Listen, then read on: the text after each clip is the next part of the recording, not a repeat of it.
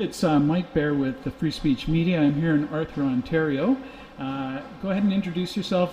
Give us the whole story. Let's pretend that people don't know anything about what's happening here. So just give us the who, why, what, where, when, the whole thing. Okay, yeah, thanks for having me, Mike. So I'm the gym owner here. My name is Colin Hewison of Futuristic Fitness. So we're kind of dealing with this second lockdown here in Canada, Ontario. Where on Boxing Day we were actually told to shut down, and many small businesses and fitness centers especially were targeted during the second lockdown. So what I've decided, and this decision I've made from the very beginning after announcing this lockdown, is I'm actually going to remain open throughout this time. So to be honest, it's been fairly positive. Lots of positive outreach from other people contacting me, telling me they support my movement, many of which are first care, frontline healthcare workers, first responders, firefighters, and things like that, sharing their side of the story. We have had a kind of a, I'll say a run-in with the police very early on in making our decision. Luckily enough, those police haven't showed back up, haven't really given us much trouble. We are moving forward in the using common law to protect ourselves. So they have given me paperwork, I've given them paperwork, and we're going to see how it all unfolds at the end of all this. But yeah, we are, as we move forward, my goal is to encourage and inspire other business owners to stay open as well and make a stand. At this point, these lockdowns, they don't make any sense. The design of them, it's not really designed to stop the spread of or airborne illness. It's really, a lot of it is based on money and lobbying with political leaders, and that's why certain organizations and certain box stores and fast food establishments are remaining open, yet, restaurants and fitness facilities especially is somewhere you go where you stay healthy. So that's the main reason why we're staying open. We've continued to support our customers, our clients, and provide them with an outlet where you can come maintain your health, especially during the winter months. I think that's extremely important. It's not like it's exactly safe to go out there and be running or exercising, when it's -28, -10 out, ice down the sidewalks, things like that. A lot of people within their own homes, they don't have the room nor the finances to pay for, the variety of equipment we have here in the space, and I guess you could say the amenities that we have available here, right? So we've decided to stay open. It's a decision that we're going to continue to move forward with, and we're going to continue to push. And we're actually going to support other business owners to do the same as we push forward. That sounds good. So what made you passionate about it? Why did you decide to just take a stand and say, yes, we're going to open up and we're going to let our customers come and exercise and improve their immune systems and do things like that? Well, and why I'm so passionate and why I won't back down from this is simply because of the statistics. And when you do research on this COVID-19 and you really get down to the bottom of things, you start to realize that there isn't a reason to be scared. There's no reason for the population to be scared at this time. The PCR test and the way that they're actually testing for this virus, the gentleman who developed this PCR test has made statements himself stating that is an inaccurate way to test for an RNA virus.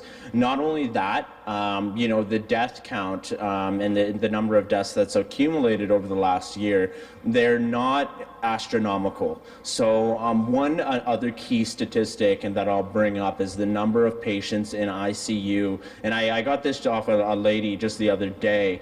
She's an actual director, a medical director, that was stating that we need to go into a deeper lockdown. But what she was also stating is there's only 300 people in ICU across Ontario. So quickly, I just researched how many hospitals there are in Ontario. There's over 800 hospitals in Ontario. So, with her making this statement, it really makes no sense whatsoever. The majority of hospitals throughout Ontario at this point don't even have COVID cases within their ICU.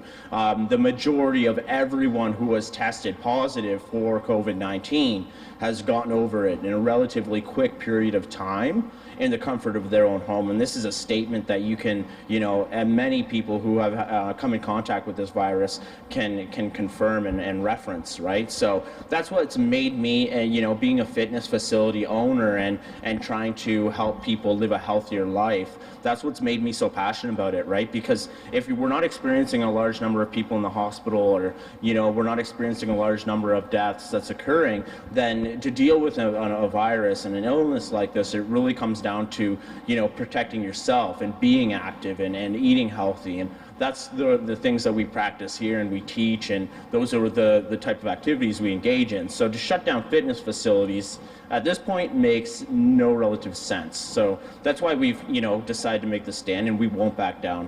But we'll continue moving forward at all cost. It's interesting that you mention that, because a lot of the studies have found that the countries that have the worst metabolic health on average are the ones that are suffering the worst from COVID. Yeah, absolutely. And I think it comes down to having a certain populace at a certain age. I mean, if you look up some of the important statistics to understand, as well as the number of seniors that are dying within senior homes and things like that. And yeah, absolutely. I think you can, and I won't say all the numbers are 100% accurate at this point, but that could be why specific places in the United States experience high numbers like they did. It could be actually related to metabolic health and how you're taking care of yourself, your diet, things like that, right? Eating raw vegetables, raw fruits, to take in your vitamin C, vitamin D, being active, taking in sunlight, and omega-3, omega-6s. Though that's essentially the most important in regards to maintaining a healthy immune system.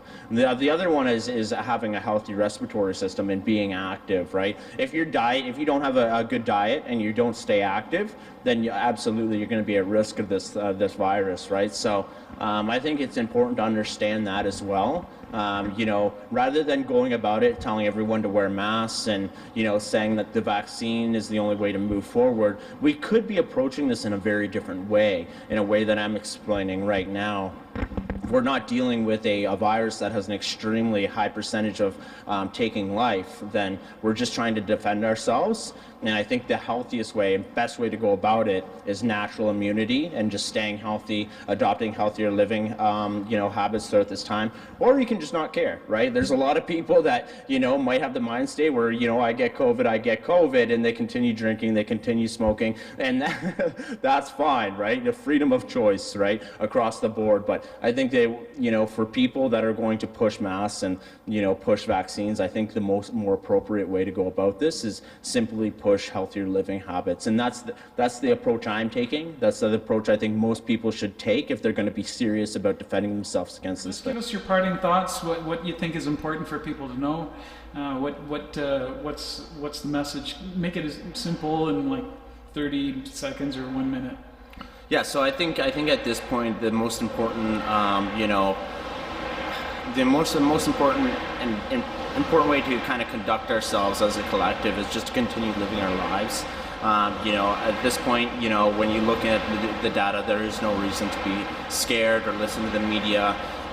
It's very important for the well-being of businesses especially to continue moving forward, because if we continue locking down our economy, more and more businesses are going to become bankrupt and go under. There's already over 1,000 businesses that have already closed their doors indefinitely, right? That number is going to grow, and already 30% of money has been transferred from middle class to large corporations. So that number will grow and that percentage will grow over time.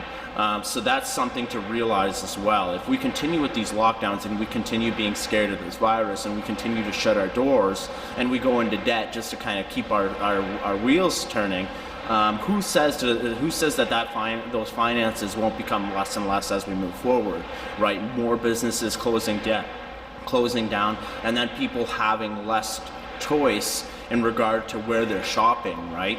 So, for example, and what Doug Ford has mentioned is going into a deeper lockdown where he actually stops manufacturing, things like that. Well, now you're going to continue, selling and importing from China and places like that. So, one thing to realize throughout this lockdown and these lockdowns that have occurred, are places like Walmart have been favored, where Walmart, for example, has very little regulations. For example, I went there on, I've been there a number of times throughout this whole lockdown procedure. And, Christmas Eve, for example, the entire parking lot's packed full of people. I mean, hundreds of people. You go in there, and I didn't even get checked out at the door. I'm someone that has health exemptions. I grew up on a CPAP machine, asthmatic, mouth breather, prone to bacterial pneumonia. I won't wear a mask. You won't put a mask on me. I used to wear them very early on during all this, and I was like, okay, wear a mask, kind of to protect the public.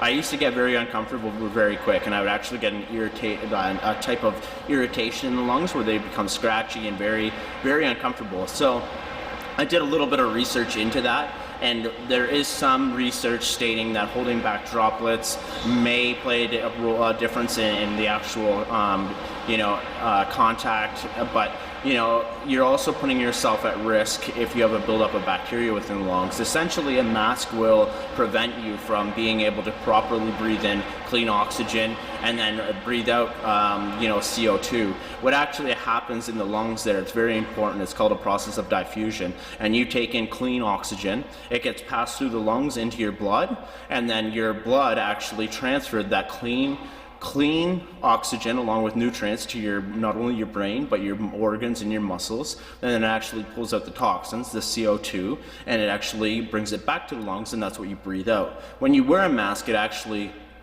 prevents that from occurring effectively, right, efficiently. So you essentially, if you wear a mask, and if it's a thick enough mask, you'll actually very quickly get a buildup of bacteria within the lungs. It'll coat the lungs, and then if you actually take in COVID-19, you're actually at higher risk now.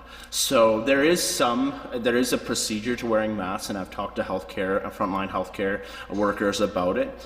They wear a certain type of mask. It's a surgical mask, very thin, and they only wear it for a short period of time. And they actually discard it right away. So they're going into a high-risk area. You don't see, and whenever you go to a hospital, it's not like you see all the nurses wearing masks 24 hours, throughout the entire day. They have a procedure to it. So if they go into a high-risk area, they'll put the mask on for a short period of time along with latex gloves. When they leave that high-risk area, they're actually disposing of it right away using the latex gloves throughout that process of discarding that glove, or discarding that mask. So it's very important to understand that. A lot of people are going about wearing the same mask, the same cloth mask, a certain thickness, and they're wearing it throughout the whole day.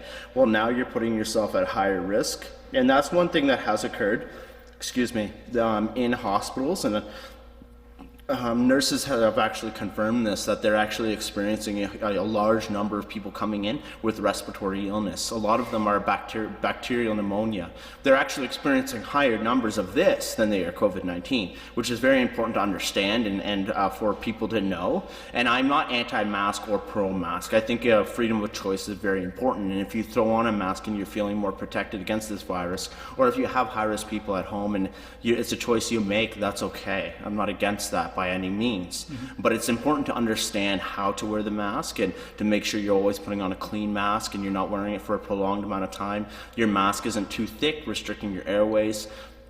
There's a way to go about it. So I'm not anti-mask, like I said, but and I believe in at this point just spreading the love over fear, right? That's the idea of it, and there's no reason to be scared at this point. And I think for some reason the media is not sharing this information either, right? In regard to people wearing masks properly, you think if you're going to make the majority of the populace wear a mask and you're trying to protect them from illness, then why wouldn't you explain to them the important information in regard to all that, right? So that goes back to not helping people understand the immune system. And there's a little ad on CTV with my business very early on in all this, and the police officer right after throwing my business up there tells the population to stay inside. And it's like, that's not the right way to go about this. At this point, that's well known throughout the, I think if you do any type of research related to this, you'll understand that you don't need to stay inside in fear of this virus. It's, if you're going to be worried about this virus, and then adapt healthier living habits. If you're not worried about it, then all the power to you. That's how we move forward from this, right? And again, I don't agree with the lockdowns and the way that they're rolling out. So I'm going to stand up against this, and then we're going to also be organizing ways to protect other business owners as well, because I predict that more businesses will be becoming in financial trouble as we move forward, trying to prevent that from occurring before it does happen, and act as a collective and make the right decision collectively. Thank you very much. Yeah, for sure. Thanks for having me, Mike. Cheers.